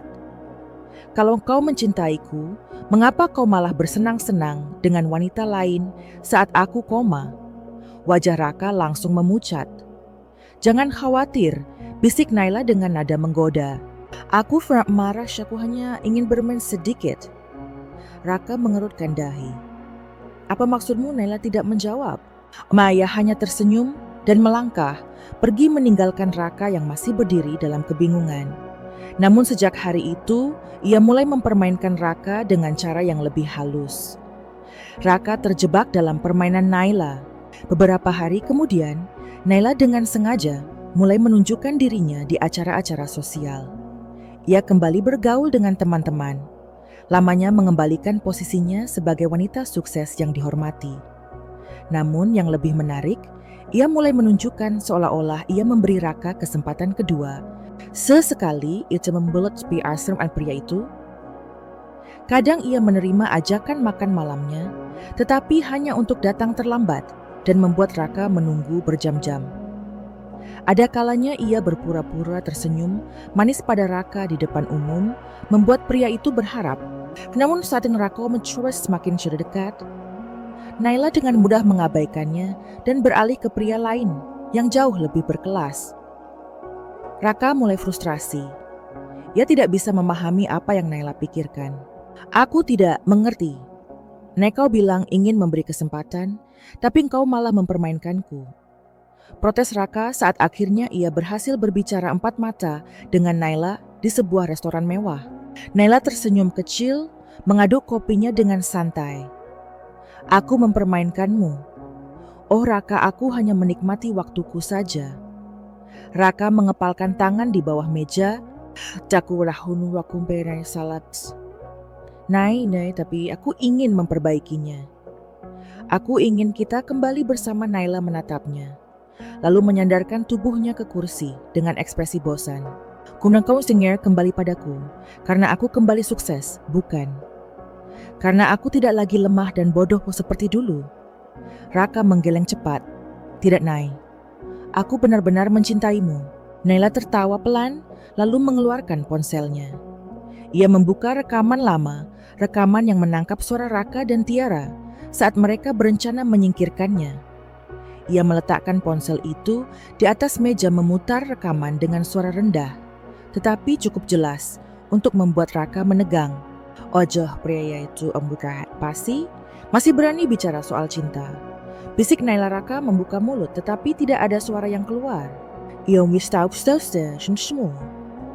Naila mengambil ponselnya kembali dan memasukkannya ke dalam tasnya. Terima kasih untuk makan malamnya, Raka. Maaf, amang udah cang dengan masa lalu. Ia berdiri menyampirkan tasnya ke bahu, lalu berjalan pergi meninggalkan Raka yang terpuruk dalam kehancuran pukulan terakhir untuk Raka. Namun permainan Naila belum selesai. Ia ingin memastikan bahwa Raka benar-benar hancur. Langkah terakhirnya adalah mengungkap semua kebusukan Raka kepada publik. Audeng selama sama cuman media dan mulai membocorkan berbagai skandal finansial yang dilakukan Raka selama ini. Tak hanya itu, Naila juga menghubungi beberapa rekan bisnisnya yang masih bekerja sama dengan perusahaan Raka. Ia memastikan mereka tahu betapa korupnya pria itu, sehingga satu persatu mereka menarik diri dari kontrak yang telah berjalan. Hanya dalam hitungan minggu perusahaan Raka mengalami krisis besar. Lalu pukulan terakhir datang pihak kepolisian menemukan bukti-bukti baru terkait penyalahgunaan dana yang dilakukan Raka selama Naila koma. Pada akhirnya, Raka tidak hanya kehilangan segalanya, tetapi juga terancam hukuman penjara. Sementara itu, Naila menikmati kebebasannya. Ia kembali membangun bisnisnya dengan lebih kuat, kembali berkuasa di lingkaran sosial, dan menjalani hidupnya dengan penuh kemenangan. Di balik layar, ia tahu bahwa Raka kini terpuruk menyesali semua yang telah ia lakukan. Namun bagi Naila, semuanya sudah terlambat. Kini ia tidak lagi menjadi wanita yang dipermainkan. Dialah yang mengendalikan permainan. Untuk performance, do berakhir dengan kemenangan mutlak. Untuknya Naila tahu bahwa balas dendam terbaik bukan hanya menghancurkan Raka, tetapi juga membuatnya menyesal seumur hidup. Maka ia mulai melancarkan rencananya yang lebih besar. Salah satu langkahnya adalah mendekati Reza Hartanto, seorang pria sukses dan berpengaruh. Reza bukan hanya pengusaha biasa, ia adalah pemilik perusahaan besar tempat Raka bekerja malam itu. Naila menghadiri acara gala eksklusif yang diadakan oleh Reza. Ia mengenakan gaun hitam, elegan dengan belahan tinggi yang menonjolkan kakinya yang jenjang. Wajahnya dipoles dengan riasan yang sempurna, membuatnya tampak seperti seorang ratu yang turun dari singgasananya. Saat ia masuk ke dalam ruangan, hampir semua orang menoleh untuk melihatnya termasuk Raka. Raka yang saat itu datang bersama Tiara langsung membeku ketika melihat sosok Naila berjalan anggun ke arah Reza yang berdiri di tengah-tengah kerumunan pebisnis papan atas Naila bibir. Raka bergetar pelan, ia tak bisa memalingkan pandangannya. Tiara yang menyadari perubahan sikap Raka langsung menggenggam lengannya erat. Jangan bilang kau masih tergila-gila, padanya bisik. Tiara tajam. Raka tidak menjawab. Touch Ice penuh kecemburuan saat Reza, pria yang kaya tampan dan jauh lebih sukses darinya, menyambut Naila dengan senyum penuh kekaguman. Naila senang sekali melihatmu di sini. Aku tidak menyangka kau akan datang, ucap Reza dengan suara lembut dan dalam. Naila tersenyum mengulurkan tangannya dengan anggun. Bagaimana aku bisa menolak undangan dari pria sehebat Reza Hartanto? Reza tertawa kecil, lalu dengan percaya diri menggandeng tangan Naila. Kalau begitu, izinkan aku menjadi tuan rumah yang baik malam ini. Raka mengepalkan tangannya di bawah meja. Rasa cemburu membakar dadanya saat melihat Naila berjalan berdampingan dengan Reza. Sementara itu, Tiara mulai gelisah. Imam sudah mendengar rumor senenting Shesvel Reza. Jika Naila sampai berhasil menarik perhatian pria itu, maka Raka benar-benar akan kehilangan segalanya. Raka kehilangan kendali. Malam itu, Raka tidak bisa berkonsentrasi pada siapapun selain Naila. Bahkan saat Tiara berbicara di sampingnya, pikirannya terus tertuju pada mantan istrinya yang kini terlihat semakin bersinar. Ia memperhatikan bagaimana Naila dan Reza tertawa bersama. Bagaimana Reza tidak segan menyentuh tangan Naila. Dan bagaimana Naila terlihat begitu nyaman di dekatnya. Tidak tahan lagi, Raka akhirnya berdiri dan berjalan mendekati mereka. Naila panggilnya dengan suara dingin. Naila menoleh, lalu tersenyum seolah tidak ada beban.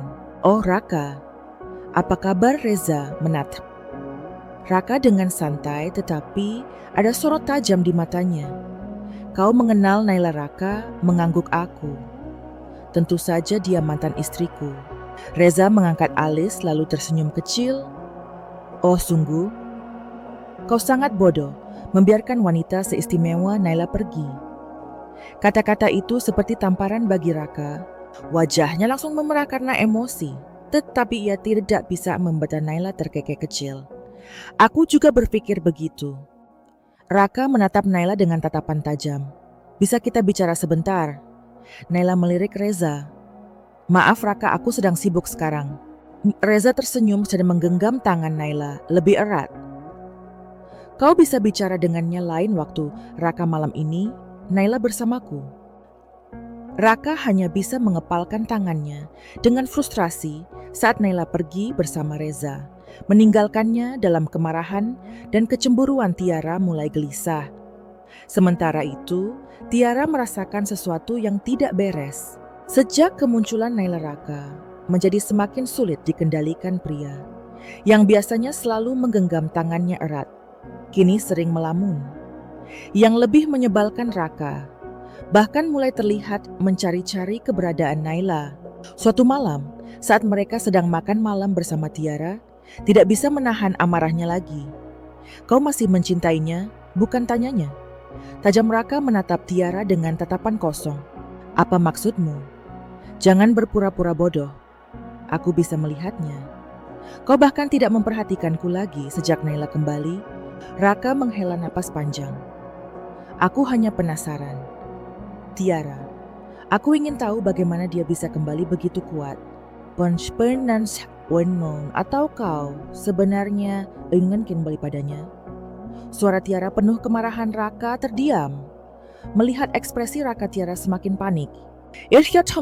Raka sampai berbalik mencintai Naila lagi, maka semua usahanya untuk merebut pria itu akan sia-sia. Ia harus melakukan sesuatu, pukulan terakhir untuk Raka dan Tiara. Sementara itu, Naila semakin menikmati permainannya. Ia tidak hanya berhasil membuat Raka terbakar cemburu, tetapi juga membuat Tiara kehilangan kendali. Namun Naila belum puas. Ia ingin memberikan pukulan terakhir yang akan membuat mereka berdua menyesal seumur hidup. Maka ia mulai menyusun rencana bersama Reza. Sebagai pemilik perusahaan tempat Raka bekerja, Reza dengan mudah dapat menyingkirkan pria itu. Ia menginstruksikan timnya untuk mengaudit keuangan perusahaan dan hasilnya cukup mengejutkan.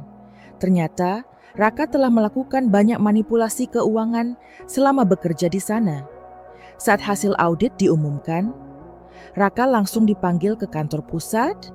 "Raka, berdasarkan investigasi kami, kau telah menyalahgunakan dana perusahaan," ucap salah satu eksekutif dengan suara dingin. Raka langsung pucat. "Tidak mungkin. Aku tidak pernah." Reza yang duduk di kursi utama hanya tersenyum kecil. "Jangan menyangkal, Raka, semua bukti sudah ada." Raka berkeringat dingin. Ia tahu jangan ini terus berlanjut. maka karirnya akan benar-benar hancur.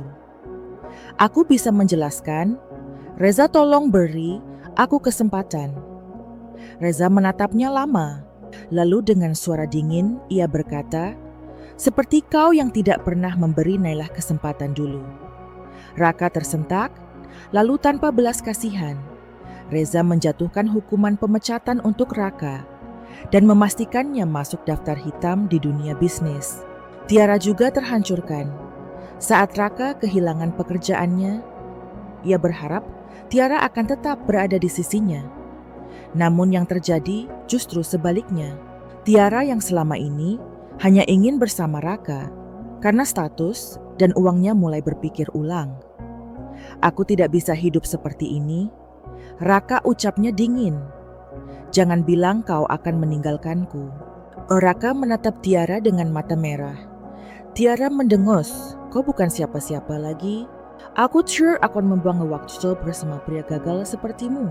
Dan dengan begitu, Tiara pergi meninggalkan Raka yang telah kehilangan segalanya, kemenangan Nailah. Nailah tersenyum puas saat mendengar berita tentang Raka dan Tiara balas. Dendamnya sudah selesai, kini ia bisa melanjutkan hidupnya dengan damai. Bersama Reza, menimba harsh-and seningan yang sesungguhnya, cinta yang tulus dan kehidupan yang jauh lebih baik. Raka dan Tiara. Mereka hanya tinggal kenangan pahit yang terkubur dalam masa lalu. Kehancuran total Raka dimulai setelah Raka kehilangan pekerjaannya karena kasus manipulasi keuangan. Nailah belum puas. Ia tahu bahwa Raka masih memiliki sedikit harga diri yang tersisa, dan itulah yang ingin ia hancurkan sepenuhnya. Maka dia semula firm melancarkan langkah berikutnya. Dalam diam, Nailah mengumpulkan bukti perselingkuhan Raka dengan Tiara saat mereka masih bersatu suami istri. Bukti itu tidak sulit didapat. Ia memiliki rekaman CCTV dari apartemen yang dulu ia tinggali bersama Raka, menunjukkan Raka sering membawa Tiara masuk ke dalamnya saat ia masih sah sebagai suami Nailah. Selain itu, Nailah juga memiliki tangkapan layar pesan mesra antara Raka dan Tiara yang ia dapatkan saat tanpa sengaja menemukan ponsel Raka dulu. Kini waktunya untuk menghancurkan Raka secara sosial. Rahasia terbongkar di kantor pagi. Itu kantor tempat Raka bekerja dihebohkan oleh sebuah email anonim yang dikirim ke seluruh karyawan, termasuk para atasan. Subjek email itu berbunyi Raka Wijaya pengkhianat di tempat kerja dan rumah tangga.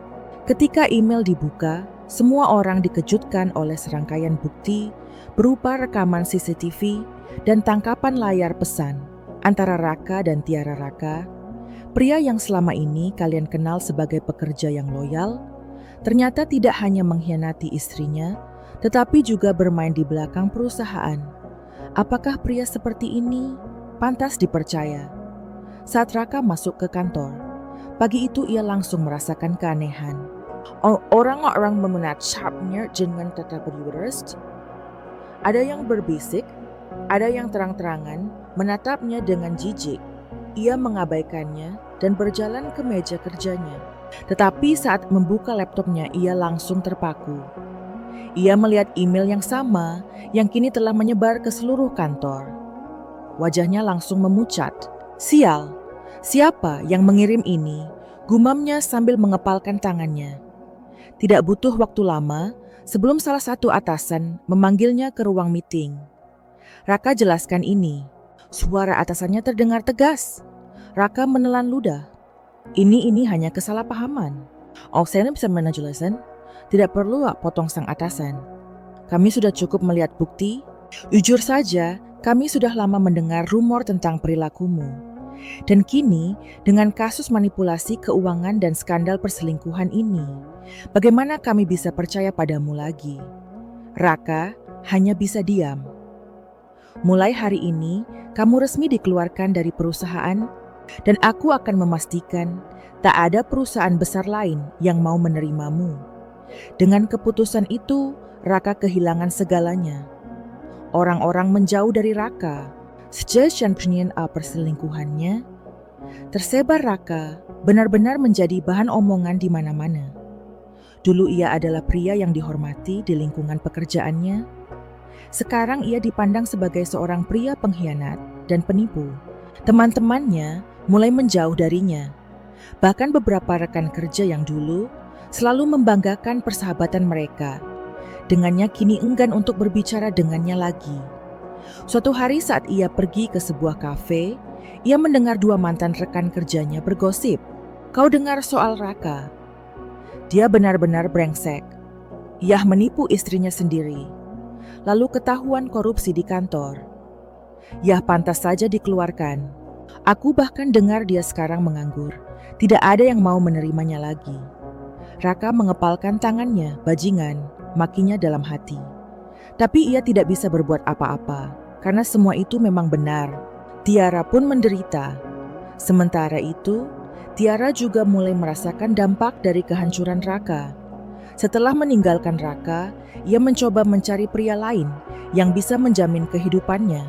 Tetapi dengan namanya yang sudah tercemar akibat skandal perselingkuhannya dengan Raka, tidak ada pria sukses yang mau mendekatinya. Lebih parah lagi, Rafal secara tidak langsung memastikan bahwa Tiara tidak akan mendapatkan pekerjaan di perusahaan manapun. Ia berulang kali melamar pekerjaan di perusahaan besar, tetapi selalu mendapat penolakan. Suatu hari mendatangkan orang ke workhouse yang dulu sering membantunya. "Tolonglah, aku butuh pekerjaan. Aku bisa melakukan apa saja," pintanya. Namun kenalan itu hanya menggelengkan kepala. "Maaf Tiara, reputasimu sudah rusak. Tidak ada yang mau mempekerjakan wanita yang dikenal sebagai perusak rumah tangga orang lain." Tiara terdiam. Hidupnya benar-benar hancur. Raka memohon pada Naila. Merasa sudah tidak punya siapa-siapa lagi, Raka akhirnya melakukan sesuatu yang tidak pernah ia bayangkan sebelumnya. Ia mendatangi Naila. Saat itu, Naila sedang bersantai di sebuah kafe mewah bersama Reza. Ketika Raka masuk dan melihatnya, hatinya mencelos. Naila terlihat begitu elegan, begitu berkelas, begitu bahagia. Berbeda jauh dengan dirinya yang kini hanya seorang pria gagal. Dengan langkah ragu, Raka berjalan mendekat. Naila, suaranya serak. Naila menoleh lalu tersenyum tipis. "Oh Raka, aku hampir tidak mengenalimu. Kau terlihat lusuh." Raka mengepalkan tangannya. "Aku hanya ingin bicara." Reza menatapnya dengan dingin. "Nah, apa yang perlu dibicarakan?" "Aku tidak suka ada pengemis di meja kami." Raka menahan amarahnya Naila. "Aku tahu aku sudah berbuat salah padamu. Aku menyesal. Aku benar-benar menyesal." Naila menyesap kopinya dengan santai. "Lalu aku ingin kau memaafkanku. Aku ingin kita mulai dari awal lagi." Suara Raka penuh dengan keputusasaan. Naila tertawa kecil. "Kau pikir aku akan menerimamu kembali setelah semua yang kau lakukan padaku?" Raka menggigit bibirnya. "Aku salah. Tapi aku benar-benar mencintaimu Naila. Aku sadar sekarang kau adalah satu-satunya wanita yang aku butuhkan." Naila meletakkan cangkirnya dan menatap Raka dengan tatapan penuh kemenangan. Sayangnya Raka, kau menyadarinya terlalu terlambat. Raka merasa seperti ditampar. Sementara itu, Reza hanya tersenyum dan menggenggam tangan Naila. "Raka, kau sebaiknya pergi. Aku tidak suka melihat orang gagal di sekitarku." Raka menatap Naila dengan tatapan memohon. Tetapi Naila hanya menggelengkan kepala dengan senyum sinis. Selamat tinggal Syakni, Raka, nikmati hidupmu." Dengan hati yang hancur, Raka berjalan keluar dari kafe. Ia terus lengo al ceritanya. Sementara itu, Naila tersenyum dan puas. Ia akhirnya mendapatkan keadilan. Dat yang paling sedang. Mungkin bebas bahasai. Dan jauh lebih sukses dari sebelumnya. Penghancuran terakhir malam yang mengungkap segalanya. Setelah semua yang terjadi, Naila merasa belum cukup. Raka dan Tiara telah menghancurkan hidupnya, membuatnya menderita dalam diam. Tetapi sekarang ketika ia telah kembali lebih kuat, ia ingin memberikan pukulan terakhir yang akan membuat mereka benar-benar hancur. Maka ia menyusun rencana terakhirnya, sebuah acara yang akan menjadi ajang pembalasan sempurna. Undangan ke malam prestisius. Dalam waktu singkat, Nela mengatur acara makan malam mewah di salah satu hotel bintang 5 miliknya. Ia mengundang keluarga, sahabat, kolega, serta orang-orang yang pernah mengenal dirinya dan Raka. Bahkan beberapa rekan kerja lama, Raka yang dulu sangat mengenalnya sebagai pria terhormat juga hadir.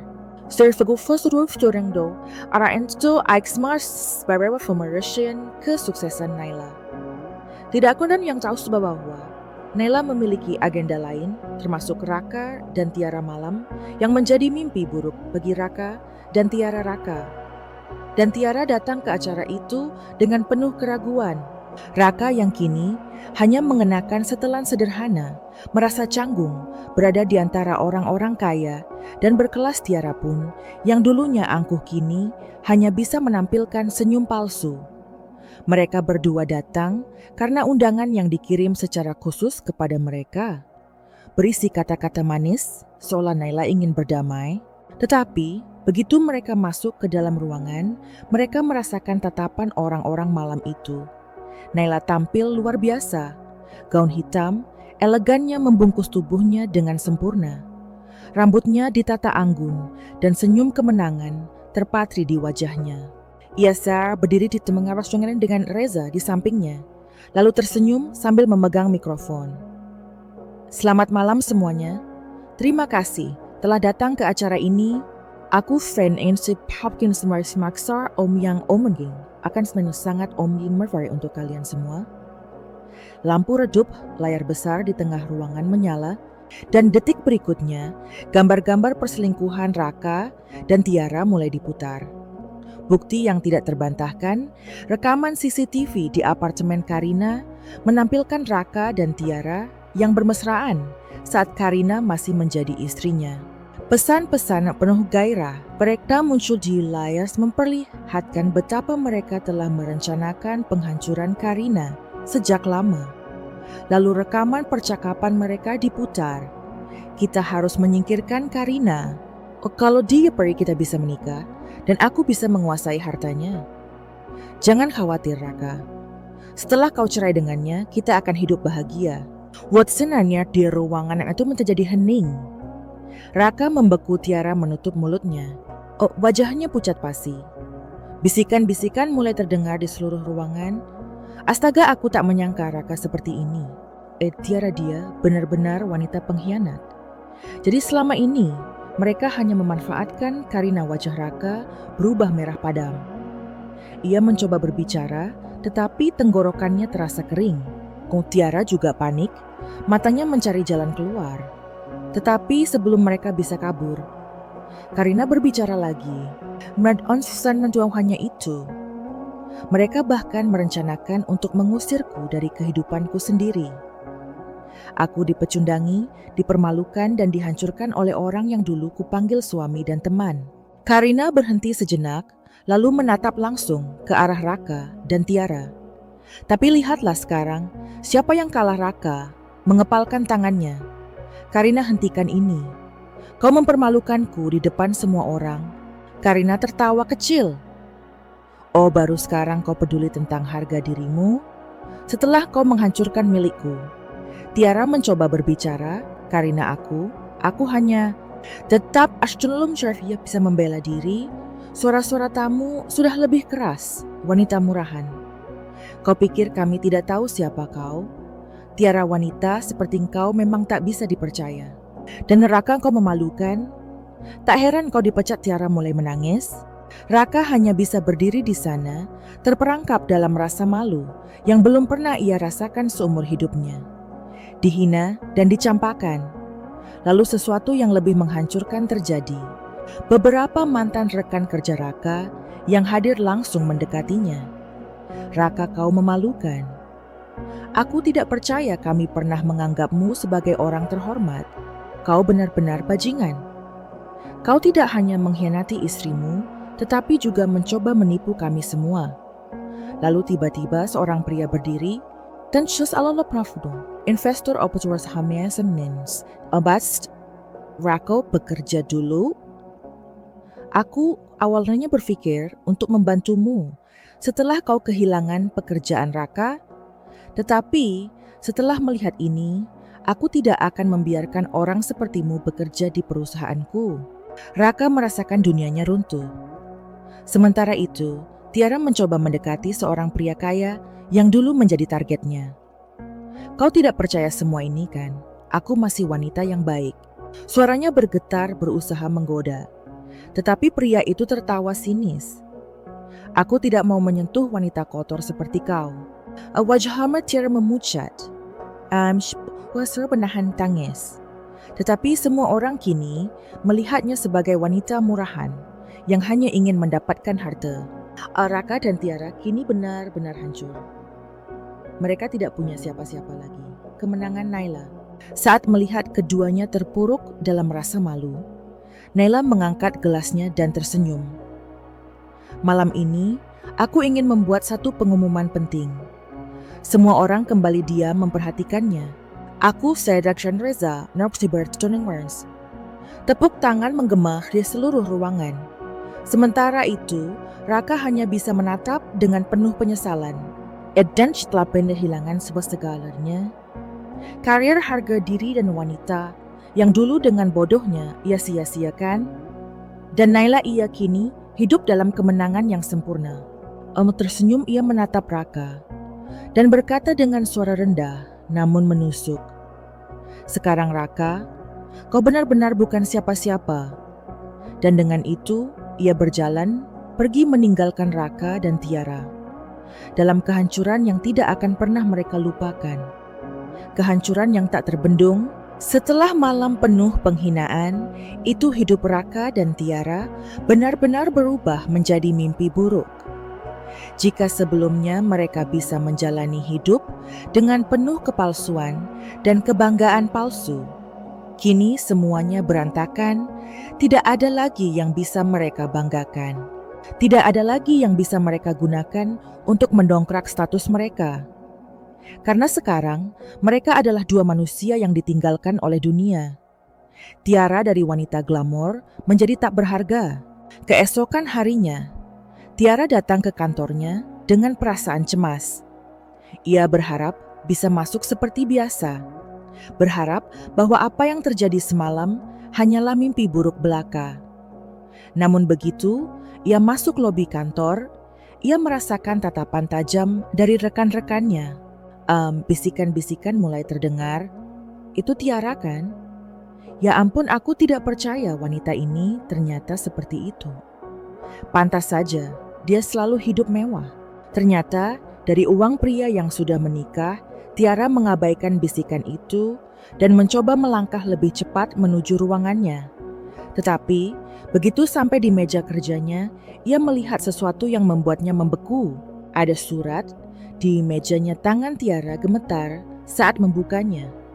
Dengan ini, perusahaan memutuskan untuk mengakhiri kontrak kerja Anda atas dasar pelanggaran etika yang mencoreng citra perusahaan. Segala fasilitas dan hak Anda sebagai karyawan akan dihentikan pertanggal ini. Anda diminta untuk segera mengosongkan meja kerja Anda dan mengembalikan segala properti milik perusahaan. Mata Tiara membelalak. Dipecat tidak? Ini tidak mungkin. Tiara bergegas menuju ruangan atasannya. Coba dengan ketemu pinster pada satpam segera menghadangnya. Maaf Nona Tiara, Anda tidak diperbolehkan masuk, tapi aku harus bicara dengan Pak Dirga. Ya, aku sudah bekerja di OCD selama bertahun-tahun. Aku mamin ada bisa dipecat begitu saja ya. Tiara membentak, namun satpam itu hanya menatapnya dingin. Keputusan sudah final, dan berdasarkan perintah atasan, jika Anda membuat keributan, kami akan mengeluarkan Anda secara paksa. Tiara hampir tidak bisa bernapas. Ia menoleh ke kanan dan kiri berharap ada yang membelanya. Tetapi tidak ada seorang pun yang bersimpati. Semesta merekan kerjanya, hanya menatapnya dengan ekspresi jijik dan merendahkan Raka dari pria terhormat menjadi pengangguran. Nasib Raka tidak jauh berbeda. Setelah malam pengkhianatan itu, Kantor tempat ia bekerja segera mengadakan rapat internal. Rekaman pengkhianatannya bukan hanya menyebar di acara makan malam itu, tetapi juga di berbagai media sosial. Beberapa koleganya yang hadir di acara Karina tanpa ragu membagikan video tersebut. Reputasi Raka hancur dalam hitungan jam. Ia dipanggil oleh atasannya, dan tanpa banyak basa-basi ia dipecat. Kami tidak bisa mempertahankan seseorang yang tidak memiliki integritas seperti Anda. Amanchen, Raka Citra, perusahaan kami rusak karena Anda.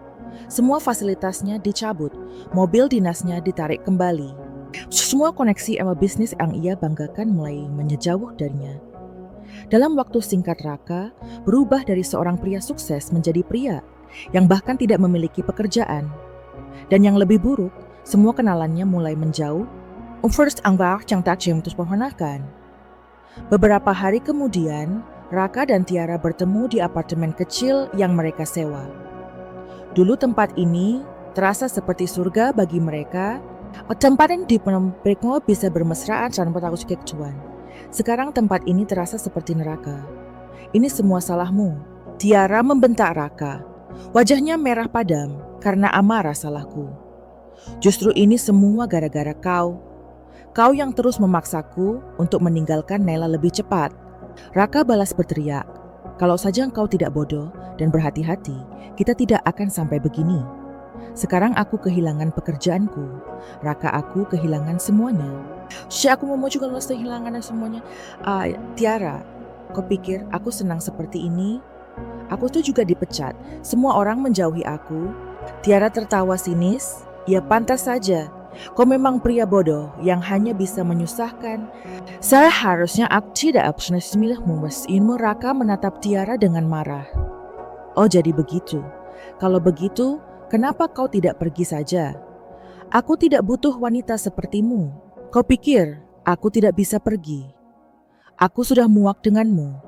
Raka, seharusnya aku tetap bersama pria. Kayak lainnya, bukan pria gagal sepertimu. Tiara meraih tasnya, memasukkan barang-barangnya dengan kasar. Aku pergi dari sini, aku tidak mau hidup dengan pecundang seperti kau. Raka tidak mencoba menahannya. Ayah cuma menatap Tiara dengan senada pun ayah kebencian saat wanita itu keluar dan membanting pintu keras-keras karma yang tidak bisa dihindari. Setelah Tiara pergi, hidup Raka semakin terpuruk. Ia mencoba mencari pekerjaan di perusahaan lain. Tachong tidak ada yang mau menerimanya. Ia mencoba mencari bantuan dari kenalan lamanya, tetapi semuanya menolak untuk membantunya. Uang di tabungannya mulai menipis dan ia terpaksa menjual barang-barangnya untuk bertahan hidup. Ia bahkan mencoba menghubungi Karina, berharap bisa meminta maaf dan mendapatkan sedikit bantuan. Tetapi Karina hanya memberikan satu jawaban dingin. Raka, aku bahkan tidak peduli apakah kau masih hidup atau sudah mati. Stop awam hidupku. Dan dengan itu, Raka benar-benar kehilangan segalanya. Sementara itu, Tiara juga menghadapi karma yang tidak kalah berat. Tanpa pekerjaan dan tanpa pria kaya yang bisa ia manfaatkan, ia terpaksa bekerja serabutan untuk bertahan hidup. Semua orang yang dulu mengaguminya kini mencemoohnya. Dulu ia adalah wanita yang gemar mengolok-olok Karina. Kini ia berada di titik yang lebih rendah daripada yang pernah dialami Karina. Dan ia menyadari satu hal yang menyakitkan. Ia telah menghancurkan hidupnya sendiri. Sementara itu, Karina menikmati kemenangannya. Di sisi lain, Karina menjalani hidup barunya dengan bahagia. Ia kini memiliki kehidupan yang lebih baik dengan Reza di sisinya. Ajam ada lagi di air mata, tidak ada lagi rasa sakit, hanya kemenangan yang manis. Dan sejak setelah mendengar kabar tentang Bang Raka dan Tiarai yang kini hidup dalam kesengsaraan, ia hanya tersenyum karma. Memang tidak pernah salah alamat. Mereka hancur sendiri. Beberapa bulan berlalu sejak malam di mana Karina membalaskan dendamnya pada Raka dan Tiara hidupnya. Kini telah berubah begitu jauh dari masa lalunya. Jika dulu ia hanyalah seorang istri yang dicampakkan, kini ia adalah wanita mandiri dan berkelas. Joshua, dulu ia meratap dalam kesedihan, kini ia tersenyum dalam kebahagiaan. Dan jika dulu ia meragukan dirinya sendiri, kini ia tahu bahwa ia lebih kuat dari yang pernah ia bayangkan, mereka yang hancur sendiri. Sementara itu, Raka dan Tiara mengalami nasib yang sangat berbeda. Raka kini hidup dalam keterpurukan yang tiada akhir. Setelah dipecat dari pekerjaannya, ia mencoba mencari pekerjaan lain, tetapi semua perusahaan menolaknya. Namanya sudah tercemar di dunia bisnis. Bahkan di lingkungan sosialnya, ia sudah dianggap tidak ada. Semua orang yang dulu menghormatinya, kini tidak ingin berurusan dengannya. Ia akhirnya jatuh ke dalam depresi, menghabiskan waktunya di kamar sempit, yang dulu ia tempati bersama Tiara. Tetapi Tiara pun sudah pergi. Wanita itu yang dulu begitu sombong dan menganggap dirinya lebih baik dari Naila, kini merana di jalanan, tanpa pekerjaan, tanpa uang, dan tanpa seseorang yang bisa ia manfaatkan. Tiara terpaksa bekerja serabutan. Ia yang dulu mengolok-olok orang-orang miskin, kini merasakan sendiri pahitnya hidup tanpa harta. Dan yang lebih menyakitkan, Raka dan Tiara kini saling membenci. Dulu mereka bersekongkol untuk menghancurkan hidup. Naila kini mereka saling menyalahkan atas kehancuran mereka sendiri. Mereka telah mendapatkan karma yang pantas untuk mereka. Tetapi apakah Naila puas? Apakah ini cukup sebagai hukuman bagi mereka? Mengambil keputusan. Suatu hari Naila duduk di balkon rumahnya yang baru. Ia kini tinggal di sebuah apartemen mewah, jauh dari bayang-bayang masa lalunya. Di sampingnya, Reza menatapnya dengan lembut. "Kau masih memikirkan mereka?" tanyanya Naila menghela napas. "Mungkin sedikit. Kau ingin memberi mereka hukuman terakhir?" Naila tersenyum tipis. Tidak perlu. Oh, kenapa Reza menatapnya penasaran. Naila menyesap kopinya sebelum menjawab. Karena mereka sudah menghancurkan diri mereka sendiri. Ia akhirnya mengerti sesuatu yang penting.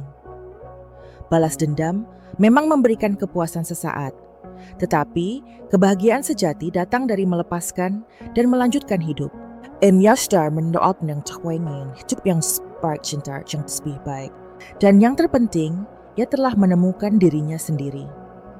Jadi untuk apa lagi membuang waktu untuk orang-orang yang tidak berarti, ending yang mengharukan malam itu. Naila berdiri di depan cermin, mengenakan gaun indah berwarna biru tua. Ia tak berfaukan penajri sebelum awal bestas pengumiaan keberhasilannya bersama Reza. Dulu dia tidak pernah membayangkan bahwa ia bisa sampai di titik ini. Tetapi lihatlah dirinya sekarang, kuah cantik, tak terkalahkan. Ia tersenyum pada pantulan dirinya, dan untuk pertama kalinya, setelah sekian lama, ia merasa benar-benar bebas. Saat Reza datang dan mengulurkan tangannya, Naila menerima dengan penuh keyakinan. Ia kini siap untuk menjalani hidup baru, tanpa rasa sakit, tanpa dendam, hanya kebahagiaan. Nasihat dan penutup hidup ini penuh dengan pengkhianatan dan ujian. Tetapi jangan pernah membiarkan orang lain menentukan nilai dirimu. Jadilah kuat, jadilah mandiri, dan yang terpenting, jadilah seseorang yang bisa tersenyum meski dunia mencoba menjatuhkanmu. Karena pada akhirnya, kemenangan sejati bukanlah saat kita membalas dendam, tetapi saat kita hidup lebih baik dari mereka yang menyakiti kita. Terima kasih telah mengikuti perjalanan Naila. Nyamce, semoga Nasamca kisah ini menginspirasi dan memberikan kekuatan bagi siapapun yang membacanya. Sampai jumpa di kisah berikutnya. Hati Merah 2,